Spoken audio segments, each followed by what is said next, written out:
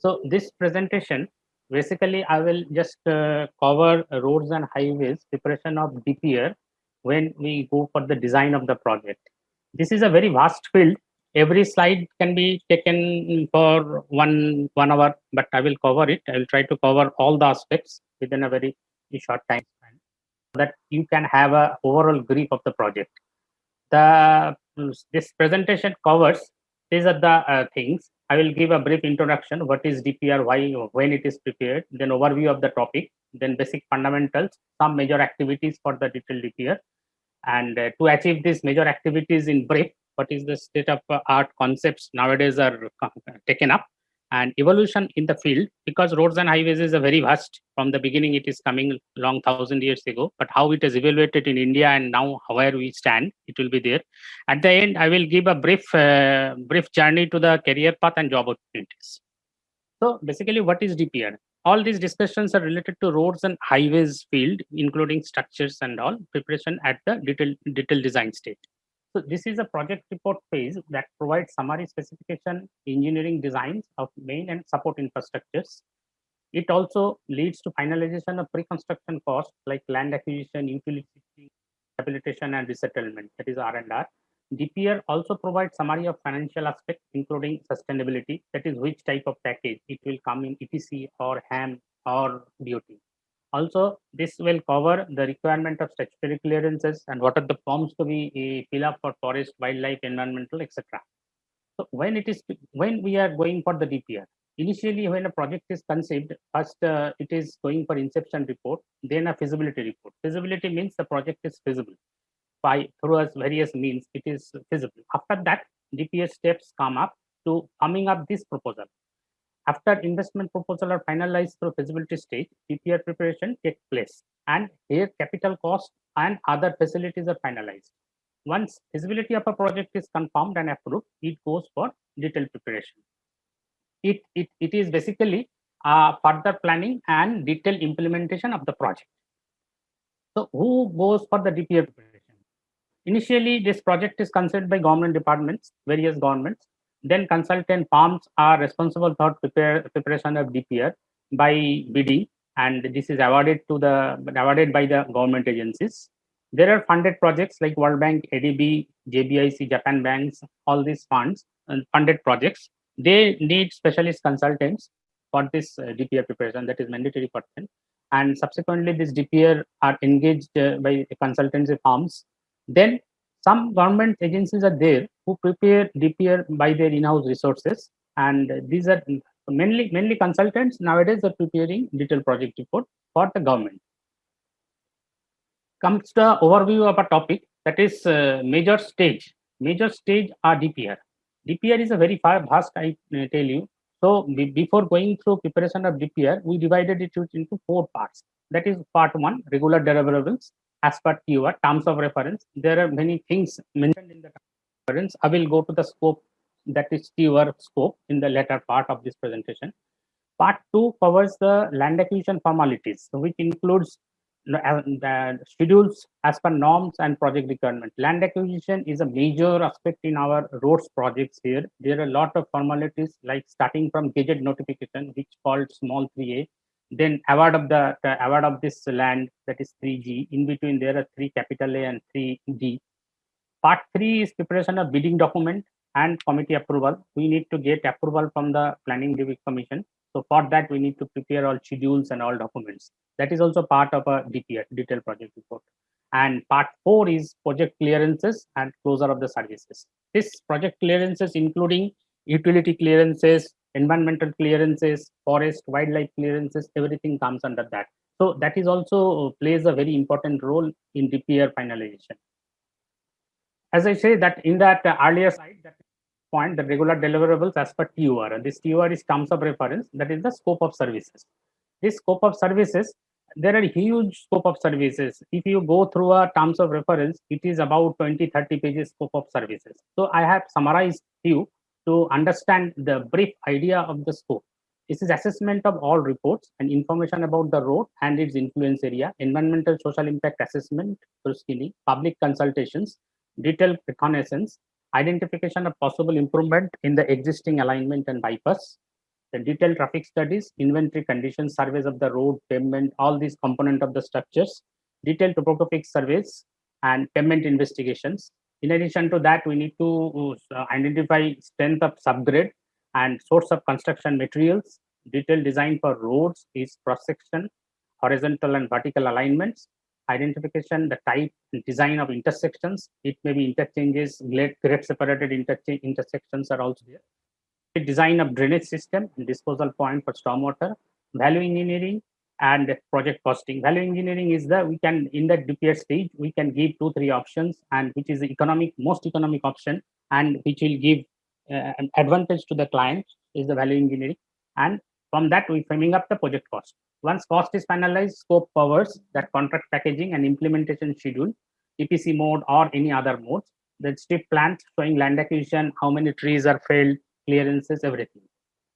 So in a nutshell, preparation of DPR scope covers preparation of detailed project report, cost estimate, approval for construction drawings, rate analysis, detailed bill of quantities. Detailed bill of quantities means item-wise cost, how much excavation cost, how much pavement cost, quantities like that. Document for execution of civil works, financial and economic analysis. So this scope of work, based on that, if we sum up, the deliverables are this 7 plus next there are 4. Total deliverables are there.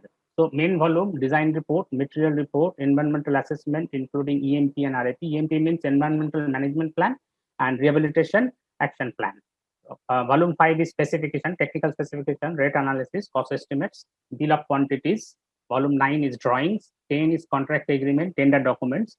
Then volume 11 is project clearances. In addition to that, we need to submit land acquisition notification, land acquisition plan schedules, then schedules A, B, C, D. These are the project specific improvement proposals. A is the existing schedule, B is the proposed schedule, C is the what are the amenities we are providing in the contract, D is where we are departure from the contract, H is the payment schedule for the contractor. These are called EPC projects. Major activities in DPR. So these are the deliverables. I have discussed the scope of work, the deliverables. So to achieve that, what are the major activities we should cover in a DPR? We need to do the inventories of the road, then traffic surveys, study that required bypass or not, tunnel required for the hill station or not. Then topographical survey, pavement investigation and characteristics, material investigations, subsoil investigation at bridges. This will give the strength of the ground where the bridge will be casted, so that what type of bridge will be given, it will be understood and finalized by that data. In addition to that, we do environmental and social issues, because we need to get clearances from various departments. Preparation EIA and ACIA. EIA means environmental impact assessment, and social impact assessment. Collect required maps for land acquisition and finalize schedule. Geometric design, pavement design, improvement proposal for roads and bridges, which require flyovers, ROBs, etc. Finally prepare the DPR, prepare BOQ, bill of quantities and cost estimate, prepare various schedules, and assist client to finalize bidding documents and getting clearances. This is a long process actually. All these major activities about 6 to 8 months. Sometimes small projects give 4 to 6 months. This is a long process. So major activities, if we sum up all those scope of services and major activities, there are 6 steps. This 1, 2, 3, 4, 5, 6 are the 6 steps which we need to carry out for a DPR. In next subsequent slides, I will briefly give these details, what are the covering in these slides on these steps. Step 1 is review of available document. Consultant collects available data information of the study. This includes actually existing road conditions mainly. What is the subsurface condition? What is the hydrology condition? If there is any existing bridge, what is that condition? Road inventory of the existing road, how it is, what is the climate nearby areas, then existing geological maps, catchment areas, contour plans, condition of existing river banks, protection works. All those things will count when we'll frame our own development proposal for the project. Details of sanctioned project, because our project may be in between, before and after there may be other projects, so we need to tie up with those projects. So all those details, origin and destination of commodity movement characteristics, historical traffic data, speed delay survey, inventory data, all those are required under the step 1, review of data. then accident data, vehicle loading pattern, type and location of existing utility services. If we go for widening of the road, this existing utility information is very much required. Environmental setting. Step 2 is the traffic surveillance studies. This is the, you can say, backbone to start with the project, because this traffic, from this traffic surveys, what are the surveys I have mentioned here, from this traffic surveys, we will come up with the future traffic. We'll get the growth rate, and we can find out future traffic, which will give the configuration of the road. It will be 2-lane, or it will be 4-lane, or it will be 6-lane with the paved shoulder or without paved shoulder. This traffic surveillance give that. In addition to that, from the axle load survey, we get the loading, pavement loading details. This loading means million standard axle, how much repetition of axles is coming on a road, so that we can design the pavement based on that. Engineering study and investigations. These are mainly covered on the ground. First, ground reconnaissance has to be done to understand topographical features of the area, typical physical features along the road, possible alignment alternatives. So this reconnaissance is needed to frame up further survey and investigation works. So if we find some realignment requirement, it includes the provision of bypass. What is the traffic pattern if we provide a bypass? Preliminary identification of traffic homogeneous links, who will use this bypass. So those things will be covered up. Then inventory of the major aspects, that is, in the inventory, we need to collect land width, terrain, pavement type, carriageway type, bridges, structures, means type of structures, all covered on the inventory. Then intersection type, urban roads, is it in a geologically sensitive area or not, environmental features are there or not, like that. Required detailed investigations for those critical areas. Type of the extent of the utility services along the alignment within the ROW means right of way, that is the road land available. This engineering survey investigation are done mainly road structures inventory I've already covered. In addition to that, it is their topographical surveys, existing pavement composition assessment. This is BBD. BBD is the Winkelmann beam test or falling weight deflectometer test. It assesses the existing pavement strength and overall. It needs the this is the existing pavement. Excuse me, I think some cameras are on. Something. This existing pavement thicknesses are there. In addition to that, subgrade assessment, we can understand existing CBR, that is existing strength of the pavement, basically. Identification, this engineering survey also covers material sources, lead and strength, suitability of various works, then initial environmental issues, monitoring, then subsoil exploration or geophysical investigations at bridge sites, GPS survey for the identification of, that is ground penetrating radar, GPS survey for mapping and subsurface utilities. Then come the role of design of highway. Here, the role of highway engineer will be very much needed, because he will finalize improvement schemes, geometric design as per terrain, geometric design to be done with based on topographic survey and inventory data. Also, he will finalize various, he will cover in his improvement proposals how to tackle that wildlife areas, environmental sensitive areas, how service road to be provided, where to be provided, all those will cover under design of highway. Then proper care to be taken for settlement. Pavement design to be done for 20 years or 30 years, 20 years for flexible pavement and 30 years for rigid pavement and concrete pavements. Geometric design have taken care of widening and approach of narrow bridges and special or signature bridges. Here the role of highway engineer, bridge engineer will play very much. They will decide how much, what is the type of special signature bridge will be there. It comes drainage design based on a method of various methods, that roadside drains, how much culvert size is required, what is the drain requirement, all those things will come. Then sufficient embankment height to be analyzed, HFL, high flood level, high water level to be inquired, and proposal to be framed based on that. Design of highway, it covers geometric design, covers horizontal alignment, longitudinal profile. And by this type of cross sectional element, there is a hill road cross section I have put here. There will be flat road also. Hill road means one side it is valley, other side it is hill. In valley side we have retaining wall, on valley side sometimes breast walls and all. That we'll discuss later. Pavement design, it will cover strengthening of the pavement, pavement of bypass, and design of the shoulder. All this covers under pavement design. We have various codes. Indian Roads Congress has codes. There are manuals also. This SP 84 is the hill road manual. SP 73 two-lane manual. All those manuals are there. IRC 37 is there for pavement design. All those will be used for this design. Additional design consideration at hill roads. It is especially for the hill roads. Like we need to get the option for tunnel and various viaduct structures. Then we need identify the fault in rock structure and impact of fault in the design of DPR tunnels. So detailed design of road considering incorporating aspects in hill region, like it needs to cover terrain, topographic condition, extreme weather conditions, all this. In addition to that, design covers protective works, slope stabilization, erosion control, landslide, snow drift control. This is very interesting aspect, snow drift control in ASHTO, the Americans, they have given very detailed analysis of this snow drift control, avalanche protection measures, all those to be covered under highway design.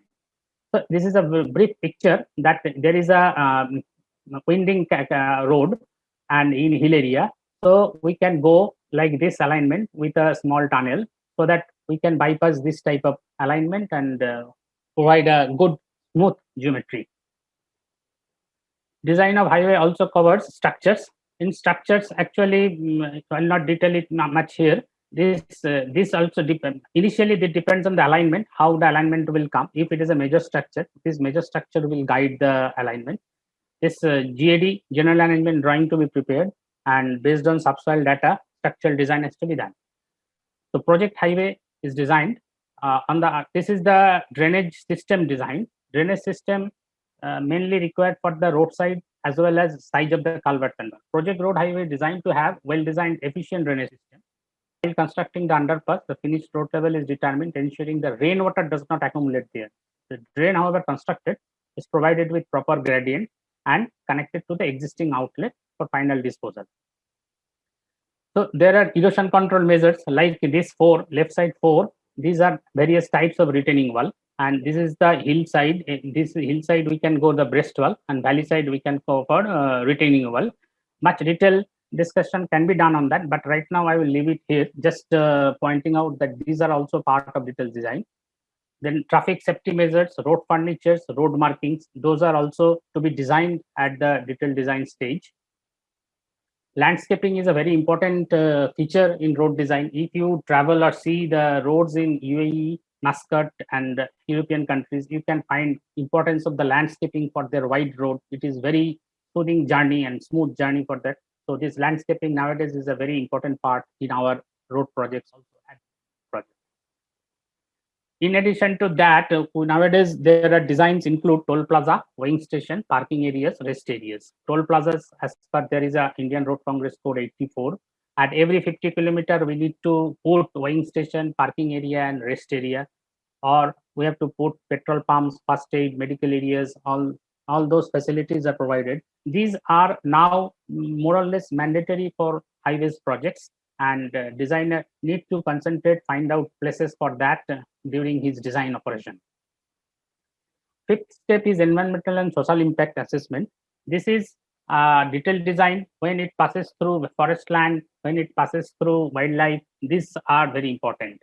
So detailed design can be initially it will be screening, then there will be various environmental impact assessments are there, so those will be taken care.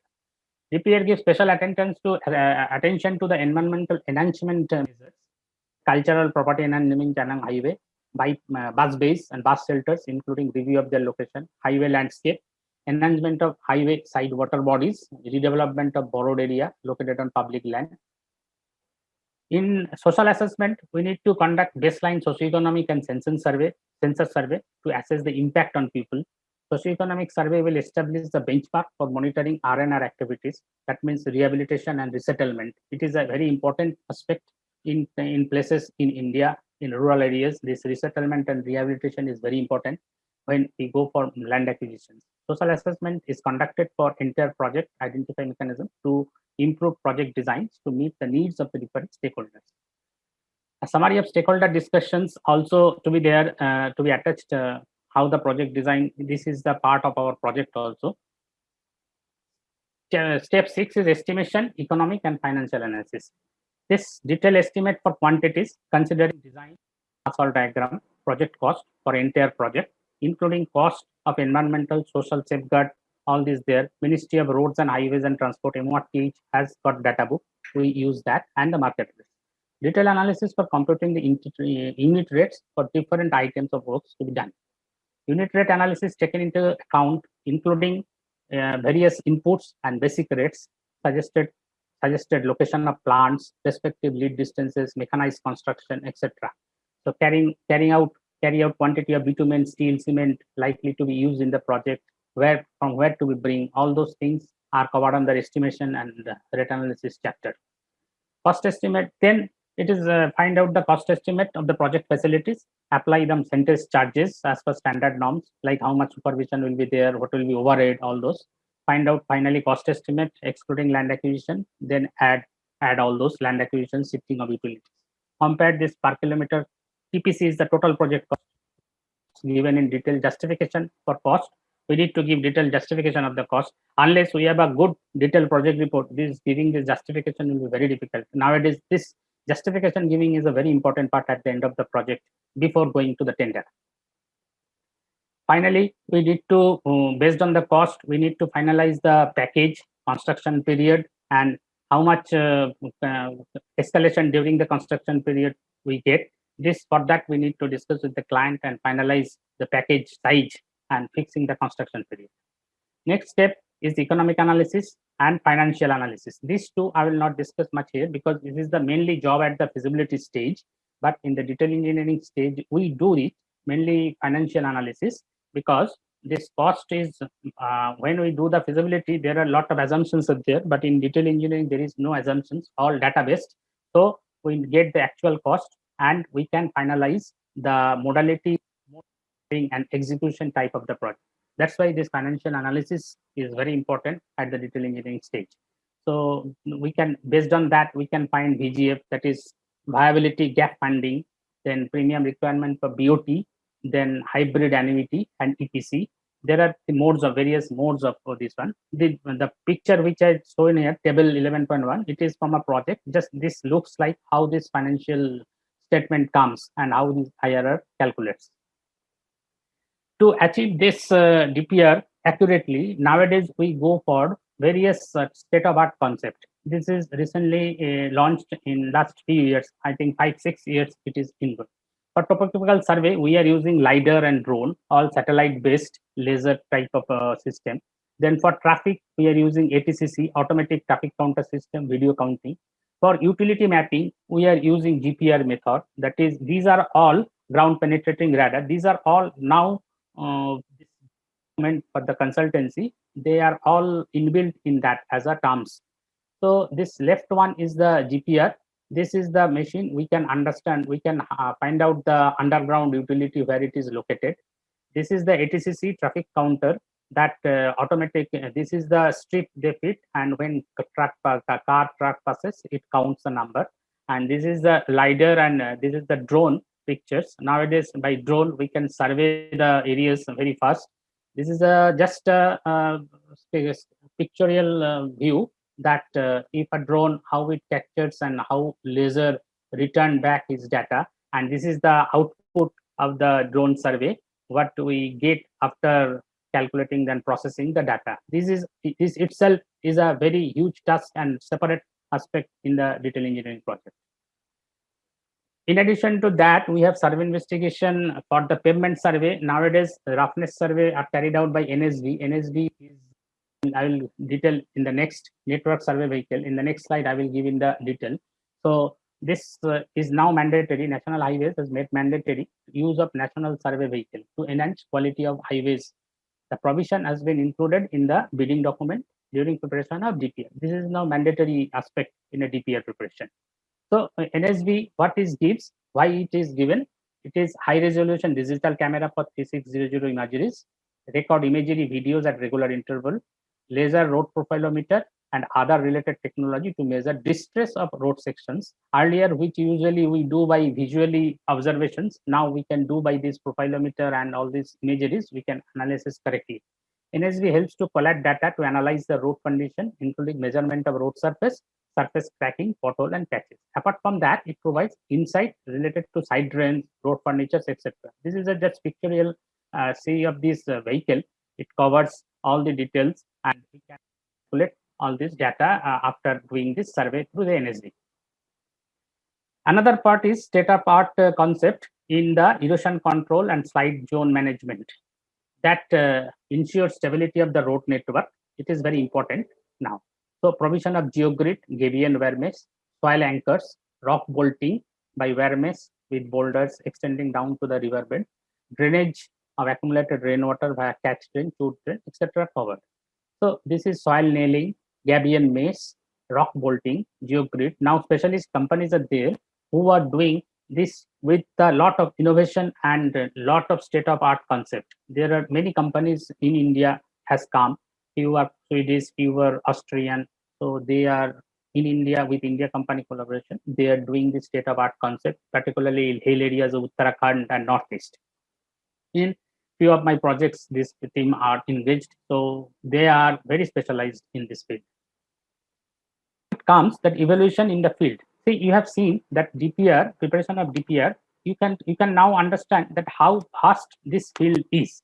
So development of road system is a continuous process.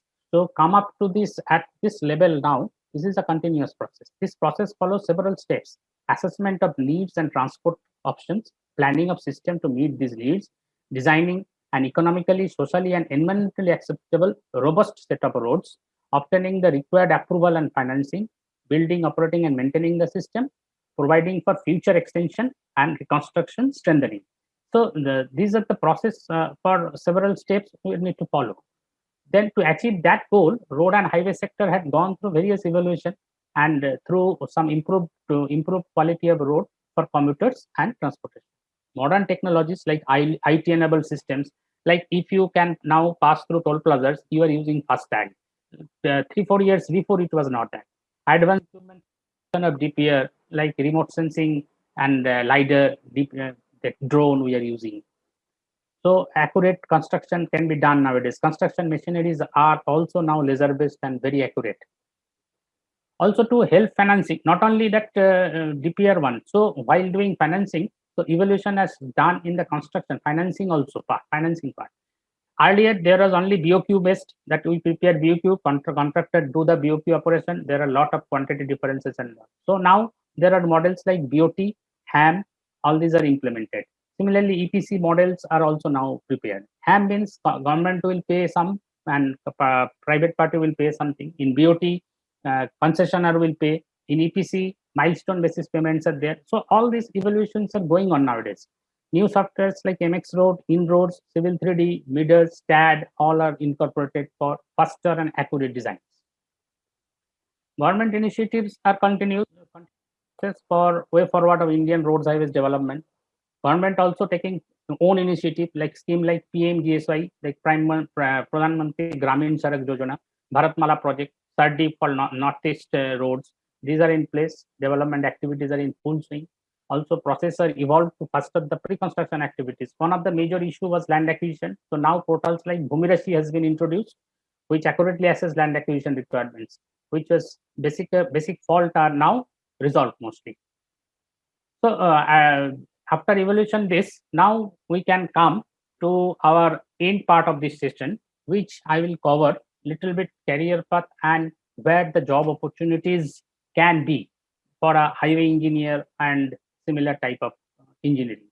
India is one of the fastest growing economy and into an era where infrastructure is the core of the country's economic development. Everybody accepts nowadays that infrastructure is the core of economy. And in this infrastructure, road sector plays the pivotal role.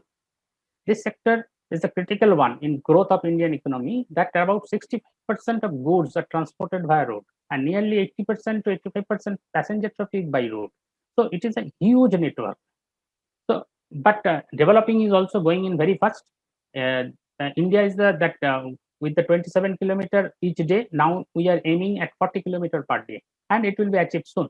But the main drawback, we are recent time new bids have been slowed down. That many DPRs have been cancelled due to challenge in the bidding process as well as shortcoming in the DPR preparation.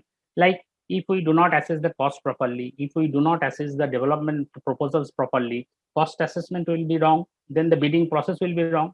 If we do not assess the land acquisition properly in detail engineering, then the land acquisition also data will be wrong, so project will halt. So inadequate technical due diligence at the time of preparation of DPR can also lead to cost due to aspect like suboptimal alignment, leading to enhancement in construction cost. So industry is very much focused to have technically sound engineers in their payroll to work in this mammoth infrastructure development target by the government. And it will continue for next so many years. You cannot imagine now, because lot of new projects are coming up in the pipeline, and old projects which are 10 years old now coming for either widening or maintenance part. So paradigm shift is expected from highway construction development for quality service. Earlier, only construction was done. Now the quality service of highway, because both freight and passenger transport need quality service. They can pay the toll, but they need quality service. Based on the current sector trend, following at the priorities of this sector, stress on operation maintenance and capacity augmentation work, focus on efficiency in freight and transport, passenger transport, priority on road safety, more innovative financing mechanism, eye on sustainable transport approaches. So before going to the next slide, I will just try to give a brief how this job opportunities and our whole system lies. Like a project means this is a feasibility, DPR, consultancy services for project management, consultancy, road safety, etc. So these projects, clients and fundings are there to do these projects. Clients are various state governments like NHIDCL, BRO, MSRDC, state governments, and government funding, multilateral banks, World Banks, ADB, JBIC, etc. there. And who does this project? Mainly consultants, private organization, individuals who performs and delivers the project reports, etc. So this is the project organization in a page. So next slide will be there are ample field of opportunity as consultant to prepare DPR, doing PMC as client, or as client doing the jobs in government administration. So in the next, I will give that job opportunities, how, when, where, for from these roads and highways you can get the job. If you see this chart, there are pre-bid engineering. Pre-bid engineering means before bidding, nowadays EPC contractors want to assess the quantities, how much quantity will be there. So they engage some consultants. So this is a job. Government of India, MOTH, they offer DPR, detailed project. The state governments offer detailed project reports. Detailed project reports for private players are also there. In EPC, in DOT, they want design director. They call design director. So there is jobs at there. Proof consultancy, after the detailed design, government needs proof consultancy and safety audit. So there we need engineers. Infra projects are there, that SEZ are there, township projects are there, special economic zone and townships are there, where roads are there, bridges are there, culverts are there. So for that, road engineers are very much needed. PMC service means project management, construction, supervision and operation maintenance. Private company nowadays ask for project management consultancy. In addition to that, there are standalone bridge projects, tunnel projects, very high cost projects. These are 1 kilometer, one tunnel itself costs about 300. So if it is 3 kilometer tunnel, it itself will be 1,000 crores. In addition to that, lender engineers. That means banks also need engineers. When they give the loans to the contractors, they need assessment of the loan, how these works are going on. So also they need lenders engineers. So if you see, this is a lot of scope in the roads and highways in coming days. We need to grab it at proper time.